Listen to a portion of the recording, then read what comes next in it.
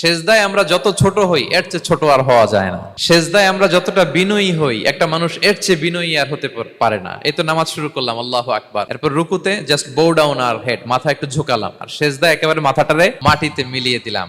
তার মানে আমি চলে গেলাম আসফালে। আসফাল মানে সবচেয়ে নিচে, আর সবচেয়ে নিচে যে আমি ঘোষণা দিলাম সুবহানা রাব্বিয়াল, মানে হে রব, আপনার প্রশংসা, আপনার পবিত্রতা, আপনি আলা। আল্লাহ, আমি আর নিজেকে এর চেয়ে তুচ্ছ করতে জানি না, এর চেয়ে ছোট আর করতে পারি না। আমি আমার নিজেকে উজাড় করে দিলাম, সবচেয়ে ছোট, তুচ্ছ, নগণ্য করে আপনার সামনে উপস্থাপন করে আমি ঘোষণা দিচ্ছি সুবহানা রাব্বিয়াল আলা। পবিত্রতা সেই রবের যিনি আলা, সর্বোচ্চে। সুবহানাল্লাহ পড়ে। তাহলে সিগনিফিকেন্সটা বুঝতে পারছেন কেন বিষ্ণু ইসলাম এটা পড়তেন সুবহানা রাব্বিয়াল আলা? কারণ আমি থাকি সবচেয়ে আসফালে, নিচে, আর তখন আমি ঘোষণা দেই glory be to Allah the most high, the most high, the most high আলা। আল্লাহ, আমি একেবারে নিচে, কিন্তু তুমি হচ্ছে আলা।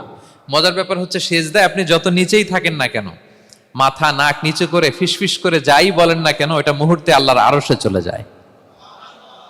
আপনি নিচু হবেন কিন্তু কথা চলে যাবে